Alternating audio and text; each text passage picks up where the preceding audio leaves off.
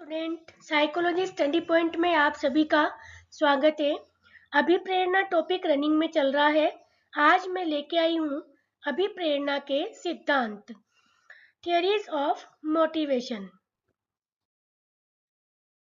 Number 1 है Kurt Lewin का सिद्धांत।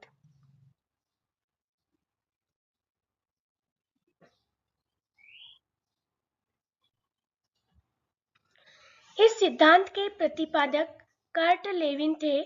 इन्होंने अपने सिद्धांत में व्यक्ति के क्षेत्र, जीवन विस्तार, तल रूप, सदिश, अनेक बाधाएं, कर्षण शक्तियों के आधार पर अधिगम सिद्धांत को स्पष्ट करने का प्रयास किया है।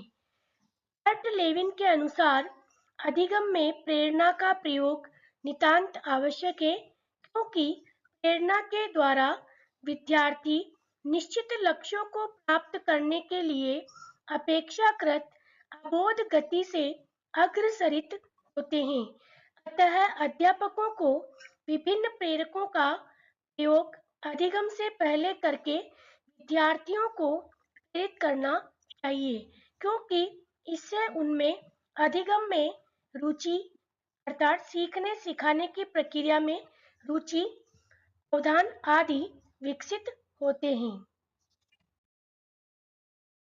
नंबर 2 है मूल प्रवृत्तियों का सिद्धांत। इस सिद्धांत के प्रतिपादक विलियम मैकडूगल माने जाते हैं। मैकडूगल का मानना है कि व्यक्ति का व्यवहार उसकी मूल प्रवृत्तियों से संचालित होता है। मैकडूगल का कहना है कि परोक्ष या अपरोक्ष रूप में मूल प्रवृत्तियां ही समस्त मानव क्रियाओं की, या क्रियो लिखा हुआ है, क्रियाओं की प्रमुख चालक हैं।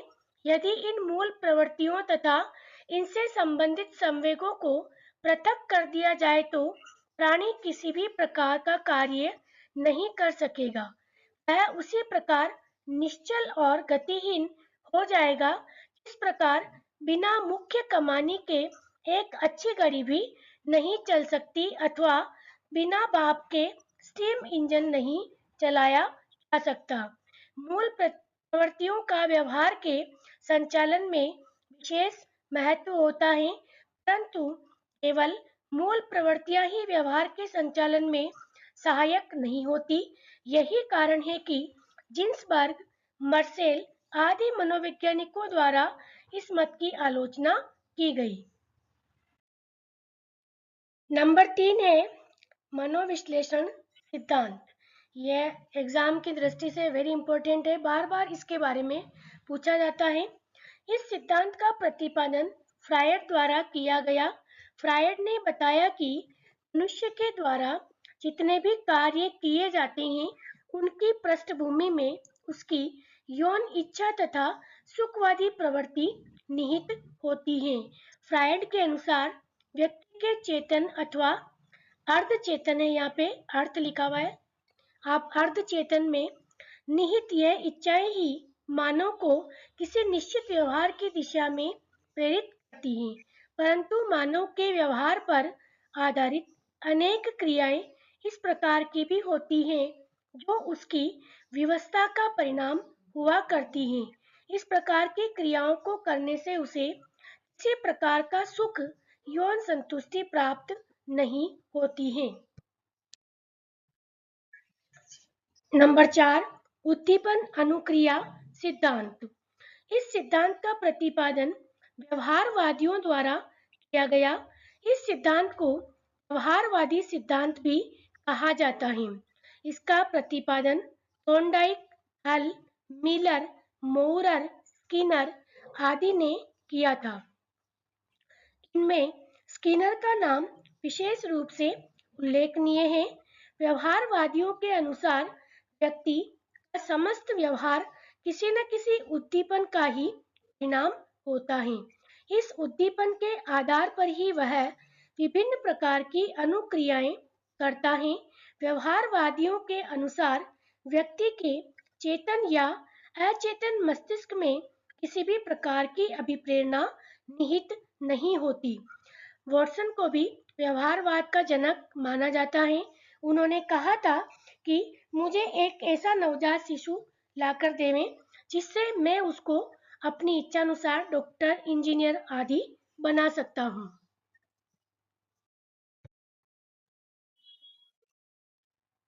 इस सिद्धांत के अनुसार सभी प्रकार का मानव व्यवहार उत्तेजना की ओर निर्देशित अनुक्रिया का परिणाम होता है।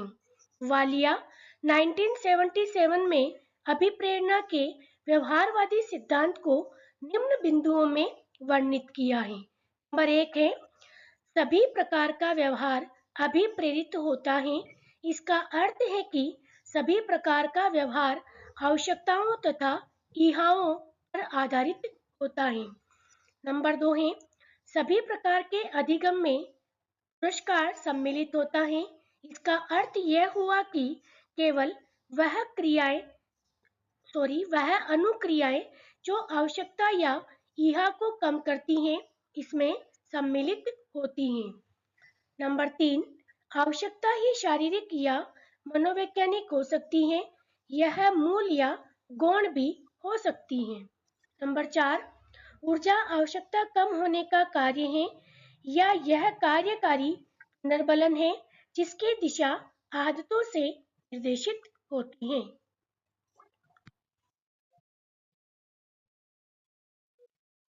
5, शारीरिक सिद्धांत। अभिप्रेरणा के इस सिद्धांत के प्रतिपादक हैं विलियम जेम्स, रदरफोर्ड, जंगविल, वेस्ले, एचमर व शेल्डन, हैव व स्टेलर आदि। इस सिद्धांत का विश्वास है कि शरीर को अनेक प्रकार के परिवर्तन तथा प्रतिक्रियाओं का प्रतिदिन सामना करना होता है जो किसी न किसी उत्तेजना के कारण होते हैं। इन सभी परिवर्तनों तथा प्रतिक्रियाओं के मूल में अभिप्रेरणा एक या अन्य रूप में विद्यमान होती है। दूसरे शब्दों में अभिप्रेरणा से शरीर अभिप्रेरित होता है जिससे शारीरिक परिवर्तन होते हैं। विलियम जेम्स तथा जंगविल, लेस्ले, मॉर्गन वह बीच में इस शारीरिक सिद्धांत को स्वीकार किया। क्रेचमर व शेल्डन ने उन प्रकारों को सुनिश्चित करने की इच्छा की जिनके द्वारा आवश्यकताएं, इच्छाएं, रुचियां या रुझान विभिन्न प्रकार की शारीरिक बनावट के कारण भिन्न होते हैं। उनका सिद्धांत कोई प्रत्यक्ष नहीं है, इसे अप्रत्यक्ष सिद्धांत कहा जा सकता है क्योंकि अभिप्रेरणा के शारीरिक सिद्धांत को स्वीकार करता है। नंबर 6, अंतर्नोद सिद्धांत। इस सिद्धांत का प्रतिपादन मनोवैज्ञानिक हल क्लार्क हल ने किया। इस सिद्धांत के अनुसार मनुष्य की शारीरिक आवश्यकताएं मनुष्य में तनाव पैदा करती हैं जिसे मनोवैज्ञानिक भाषा में अंतर्नोद कहते हैं और यह अंतर्नोद ही मनुष्य को विशेष प्रकार के कार्य करने के लिए अभिप्रेरित करते हैं। यद्यपि आगे चलकर मनोवैज्ञानिकों ने इसमें शारीरिक आवश्यकताओं के साथ मनोवैज्ञानिक आवश्यकताओं को भी जोड़ दिया, लेकिन फिर भी यह सिद्धांत अपने में अपूर्ण ही है क्योंकि यह मानव के उच्च ज्ञानात्मक व्यवहार की व्याख्या नहीं करता।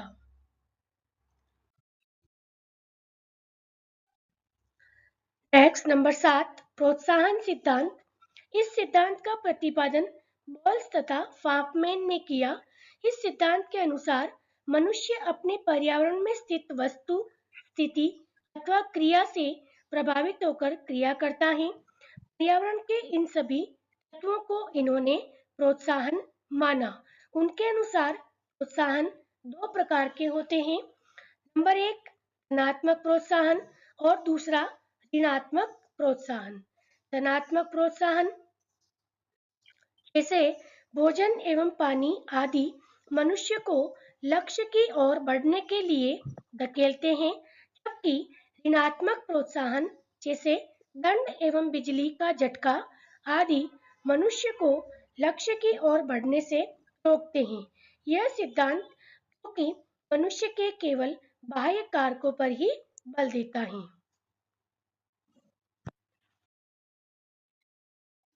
नंबर 8, शरीर क्रिया सिद्धांत।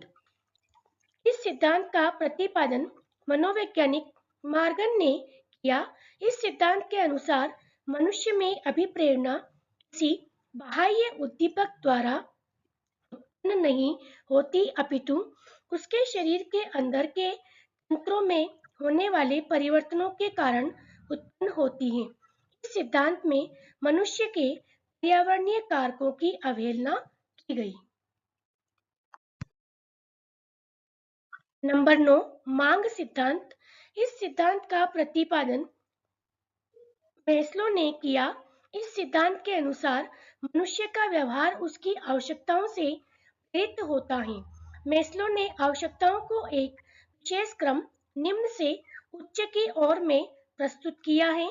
मैस्लो के अनुसार मनुष्य जब तक एक स्तर की आवश्यकताओं की पूर्ति नहीं कर लेता, दूसरे स्तर की आवश्यकताओं की पूर्ति की ओर नहीं बढ़ता। मैस्लो की यह बात तो सही है कि मनुष्य अपनी आवश्यकताओं से अभिप्रेरित होते हैं, पर उनकी यह बात सही नहीं कि मनुष्य अपनी आवश्यकताओं की पूर्ति किसी विशेष क्रम में करते हैं।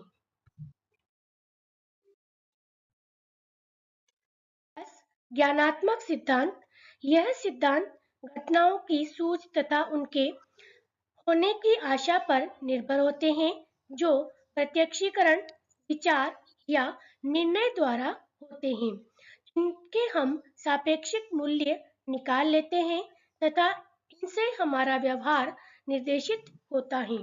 हमारे सभी प्रकार के विश्वास, विचार तथा आशाएं हमारे लिए दिशा सूत्र या अभिप्रेरक का कार्य करते हैं, जो हमारे उद्देश्य केंद्रित व्यवहार के लिए निर्देशित होते हैं।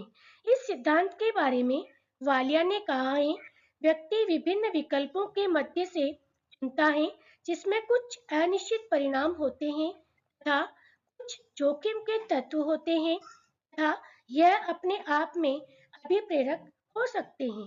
ज्ञानात्मक सिद्धांत विभिन्न विकल्पों के बारे में विचार करते हैं, जो व्यक्ति विभिन्न शक्तियों की सापेक्षिक सक्षमता के आधार पर चुनते हैं।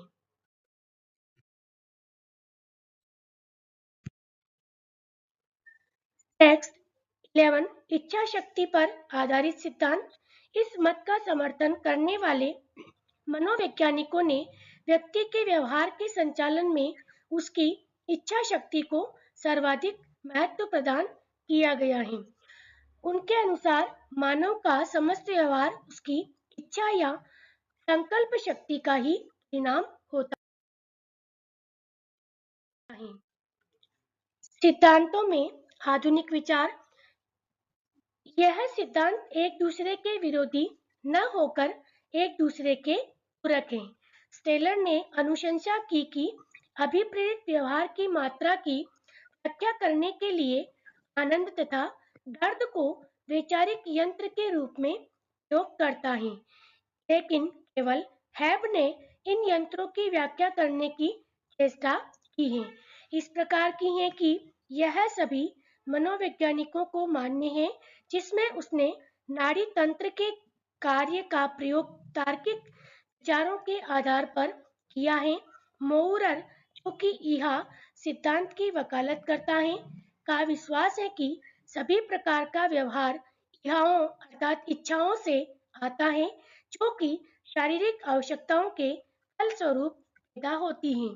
उसने 2 प्रकार के गुण पुनर्बलन का प्रयोग किया है। इसमें यह नारी लिखा हुआ है, आप नारी तंत्र समझें। Thank you.